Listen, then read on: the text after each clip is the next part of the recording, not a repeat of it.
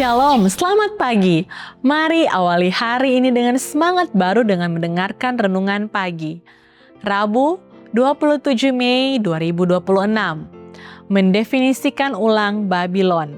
Kejadian 11 ayat 9. Itulah sebabnya sampai sekarang nama kota itu disebut Babel, karena di sini telah dikacau balaukan Tuhan bahasa seluruh bumi, dan dari situlah mereka diserahkan Tuhan ke seluruh bumi.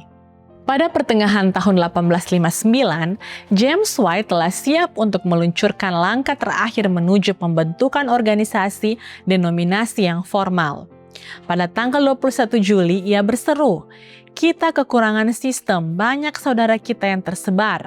Mereka memelihara hari Sabat, membaca terbitan majalah review dengan penuh minat, tetapi di luar itu mereka hanya melakukan sedikit atau tidak sama sekali karena kurangnya metode untuk suatu gerakan bersama di antara mereka." Untuk mengatasi situasi tersebut, ia menyerukan diadakannya pertemuan rutin di setiap negara bagian guna memberikan bimbingan bagi kegiatan para penganut Sabat di wilayah masing-masing.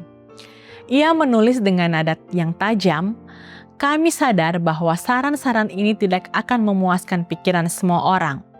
Saudara yang penuh kehati-hatian akan merasa ketakutan dan akan siap memperingatkan saudara-saudaranya agar berhati-hati dan tidak melangkah terlalu jauh. Sementara saudara kebingungan akan berseru, 'Oh, ini seperti Babel, mengikuti gereja yang jatuh.' Saudara melakukan sedikit akan berkata, 'Perkara ini adalah urusan Tuhan dan lebih baik kita serahkan ke dalam tangannya. Dia akan mengurusnya.' Amin," kata saudara cinta dunia. Saudara malas, saudara egois, dan saudara pelit. Jika Tuhan memanggil orang untuk berkhotbah, biarkan mereka keluar dan pergi untuk berkhotbah. Dia akan mengurus mereka, sementara Korah, Datan, dan Abiram siap memberontak terhadap mereka yang merasakan beban dari urusan ini, yaitu James White, dan yang menjaga jiwa-jiwa sebab merekalah yang harus memberikan pertanggungjawaban dan yang menyerukan, "Anda menanggung beban berlebihan." White menyatakan dengan bahasa yang paling jelas bahwa ia muak dan lelah mendengar seruan Babel setiap kali seseorang menyebut organisasi. Ia menulis, saudara kebingungan membuat kesalahan besar dengan menyebut Babel terhadap sistem yang selaras dengan Alkitab dan akal sehat. Karena istilah Babel mendandakan kebingungan. Sedangkan saudara kita yang bersalah itu sendiri sudah memiliki kata yang sama yang telah tercap di dahinya sendiri. Dan kami berani mengatakan bahwa tidak ada orang lain di bawah langit ini yang lebih layak menerima cap Babel selain mereka yang mengaku memiliki iman Advent tetapi menolak tatanan Alkitab.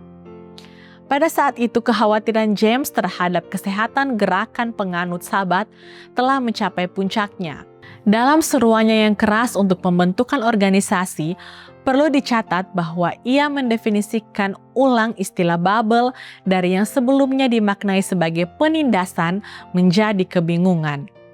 Definisi baru ini dengan tepat menggambarkan situasi yang terjadi pada tahun 1859. Terkadang penting untuk berdiri teguh dan menekankan keyakinan kita berdasarkan Alkitab. Tuhan masih menggunakan pria dan wanita yang berani menuntun gerejanya kembali ke jalur yang benar. Semoga Tuhan memberi kita keberanian untuk berbicara pada waktu yang tepat.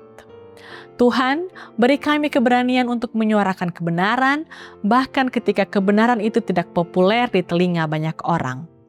Kiranya renungan di pagi hari ini dapat menjadi kekuatan bagi kita semua dan menjadi perenungan kita sepanjang hari ini. Mari kita berdoa. Tuhan dalam kerajaan sorga, terima kasih Bapa untuk berkat-Mu kepada kami di saat ini, melalui nafas hidup yang boleh kami rasakan dan berkat dari firman-Mu ya Bapa. Bapa dalam kerajaan sorga, Engkau pimpin kami dengan segala aktivitas kami sepanjang hari ini, biarlah kehendak-Mu menjadi atas kami. Inilah doa dan pengharapan kami Tuhan, dalam nama Yesus kami telah berdoa, amin. Demikianlah renungan pagi hari ini. Silakan share video ini dan subscribe YouTube channel Cornelius Media, dan follow kami di Instagram dan Facebook @Cornelius Media. Tuhan memberkati kita semua dan sampai jumpa esok hari.